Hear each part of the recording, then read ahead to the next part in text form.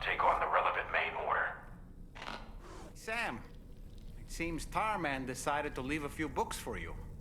Right there by your bed. Reading is a wonderful way to take your mind off things. Trust me.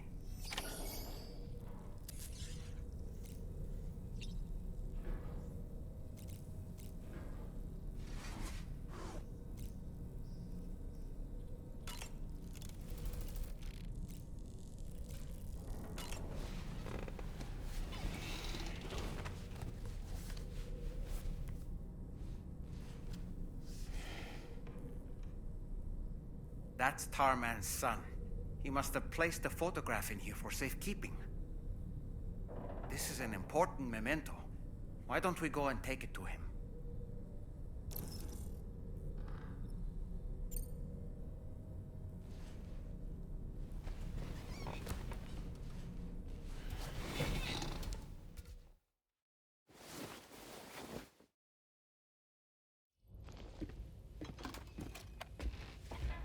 I found this picture in your book. Is this your son?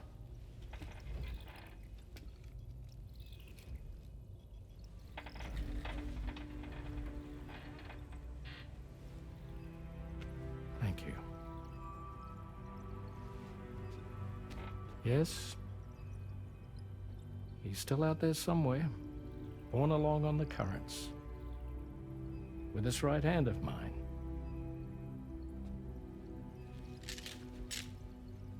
It's due to my connection with said missing piece that I can read the movements of the tar. Something akin to a phantom pain. You want to hear the story? Sure. I was both a medical doctor and a geophysics researcher once upon a time. In those days, the tar currents were a key focus of mine. This ship was originally built to facilitate my studies, in fact. The deep tar hunting vessel Magellan, we named her. A ship perfectly suited to pursuing the creatures that thrive in the tar's depths. Another avenue of research, you might say. We called them chiral mammals, for lack of a better name. Seemed like the closest fit. Reckoned if we caught one, we could figure out all the mysteries. The tar, the tides, hell, maybe even the stranding. Whoa, she's a big one. Strip yourself in, son. Tar's looking calm. I'll be fine, Pop.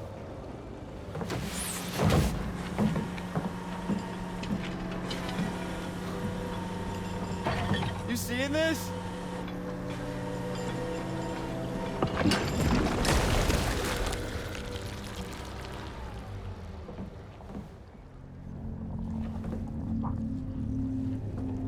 I think she's pregnant.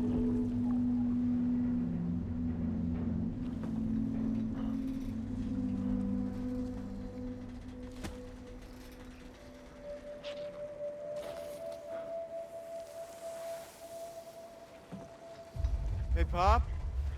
This is weird.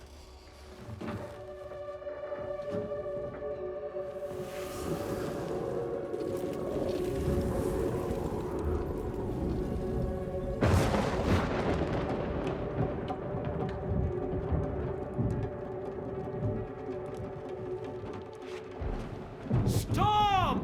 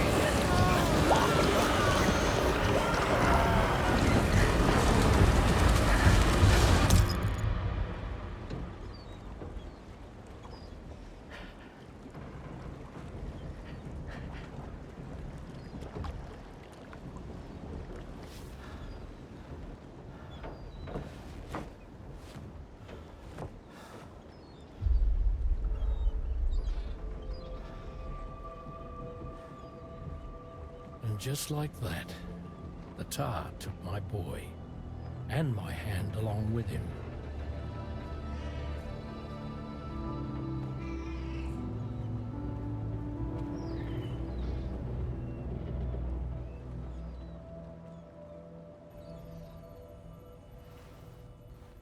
At first, I thought this little guy was my son reborn.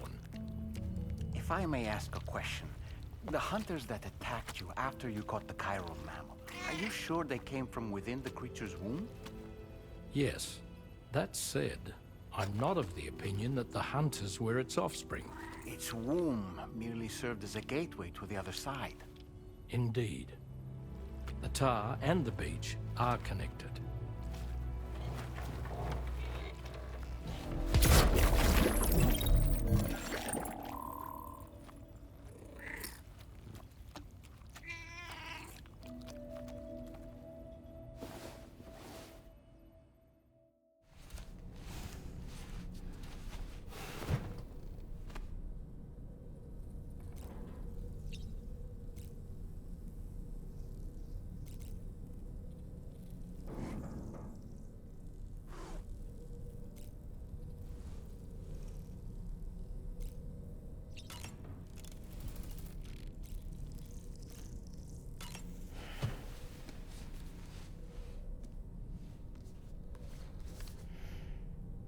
Moby Dick, or The Whale, seems to be one of Tarman's favorite novels. As the name suggests, it's a story about a white sperm whale named Moby Dick. Captain Ahab, one of the main characters, uses a prosthetic leg made of whalebone to replace the one Moby Dick took long ago. He's obsessed with getting revenge against the whale, which he hates with a terrible passion, all while nursing the phantom pain of his lost leg. In the end, Ahab fails to exact vengeance on his foe and is dragged into the sea. His crew's only survivor is Ishmael, the book's narrator. He was rescued after clinging desperately to a coffin-shaped life buoy. That's right, a coffin was his savior. Ironic, isn't it? How you use a thing makes all the difference.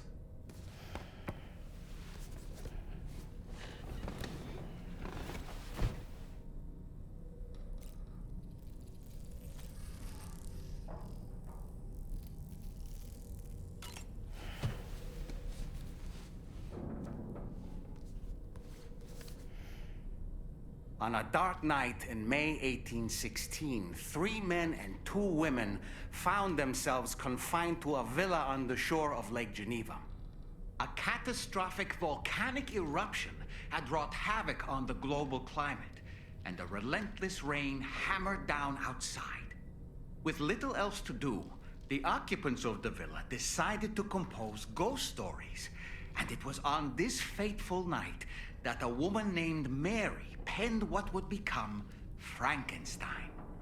Mary, who was only 18 years of age, had already lived a tumultuous life.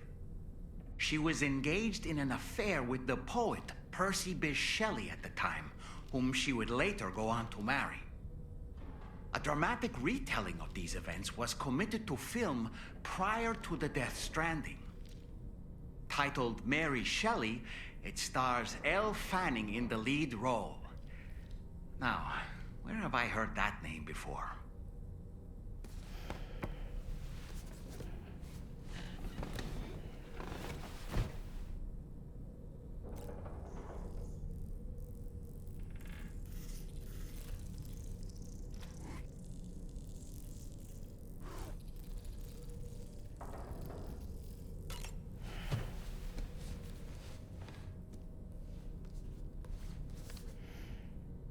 The Pequod is the ship in which Ahab pursues Moby Dick on his quest for vengeance. His crew includes Dutchmen, Frenchmen, Spaniards, Portuguese, Icelanders, as well as shipmates from China and India.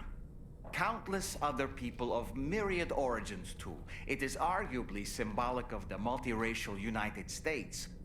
A gathering of souls that transcends ethnic and national divisions, united in pursuit of a singular goal. can't help but be reminded of Kojima Productions. Wait. Judging by your reaction, you've never heard of Kojima Productions? Sam, you can't be serious.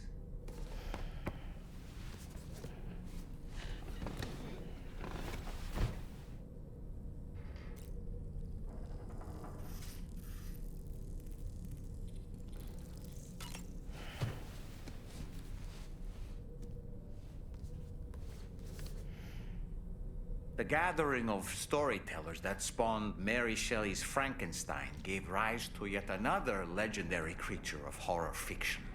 I speak, of course, of the vampire.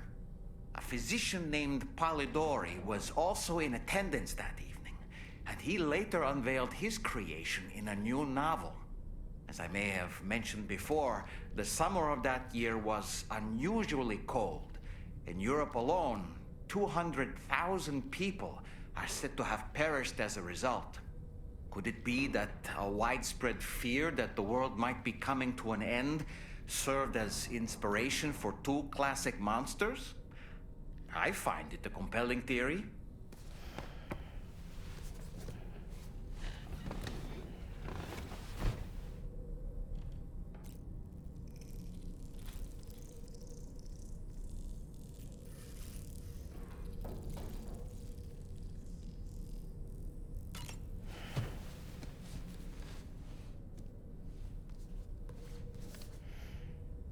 Certain parallels can be drawn between Captain Ahab's pursuit and the Prometheus myth.